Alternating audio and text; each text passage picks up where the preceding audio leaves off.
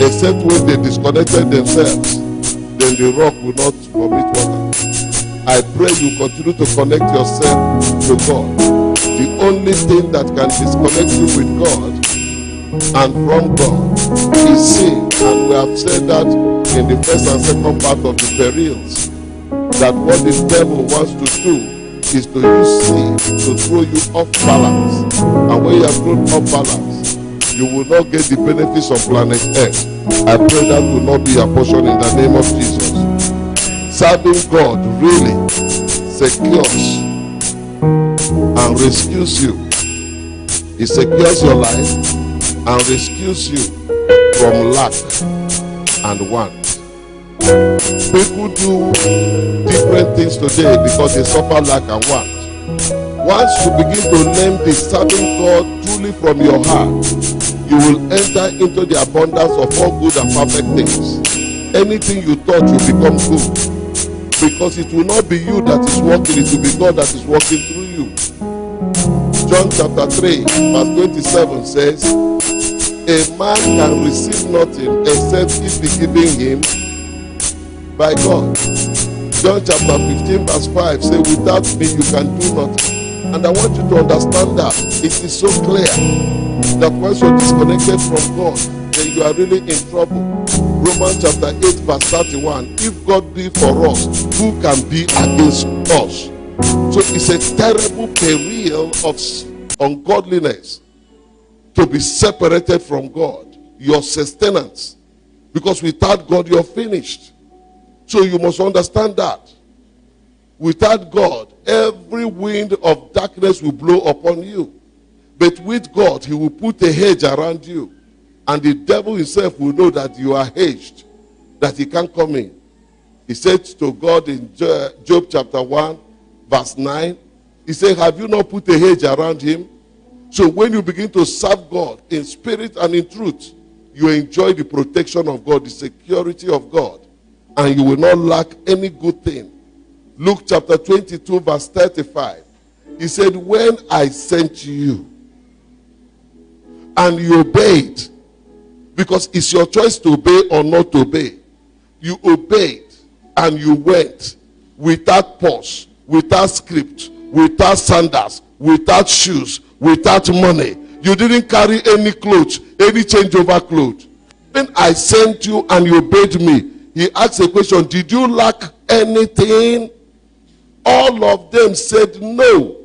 And some of you know that inside the all of them was a young man called Thomas, the Didymus, that even when Jesus came and said, it is I, he said, if you want me to believe, let me touch that place. Jesus said, come on, touch.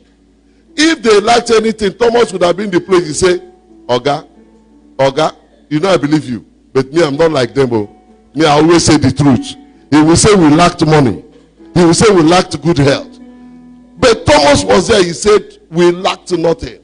When I sent you, did you lack money? No. Did you lack good health? No. Did you lack friends? No. Did you lack shoes? No. Did you lack changeover clothing? No. How did it come? Supernatural provision.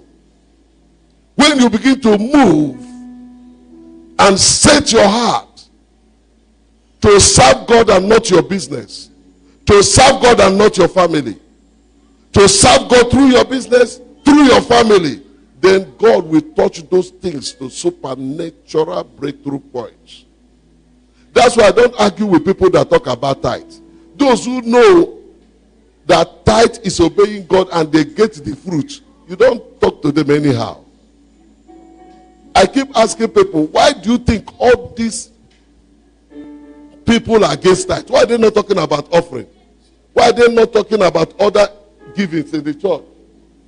Because they know that tithe is the only thing that makes God a partner in your affairs. Any business you're tithing, God becomes your senior partner there. Offering is your choice, but tithe is not your choice. Tithe is God's choice. He chose the 10%. Tithe came before the law. Abraham paid tithe to Melchizedek. That was before Moses came. So it's not a law. Jesus did not cancel tithe. I have been a tither for 31 years now. And I can tell you, I don't need anybody to tell me the fruit of tithing. I started with 10, but my tithe now is 90% for God and 10% for me. And that 10% is more than enough for me, because he's my senior partner. When you begin and you see the results, then you increase. Make God first in all areas of your life, and you will see God come, manifesting his glory in your life. Because when you disobey him, you don't pay the tithe, things will become tight. Even in lockdown, things can never be tight for you. In lockdown, when other people were crying this, God was giving us new generators. God was giving us new things. So lockdown is not the issue. What is the issue is that, are you connected with God?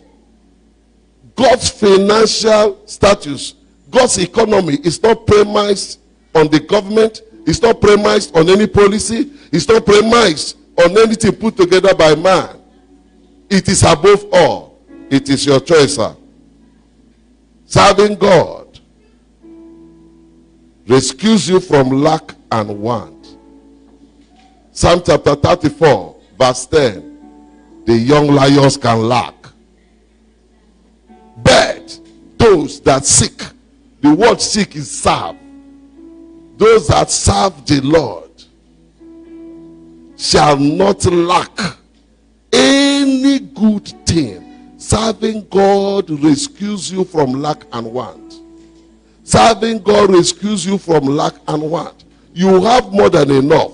Don't forget that this is our year of overflowing harvest. And this season is our season of all-round rest. So I'm teaching you how to enter the all-round rest. It becomes your choice. And I'm praying for someone here, beginning from today, no sickness shall be mentioned in your life again.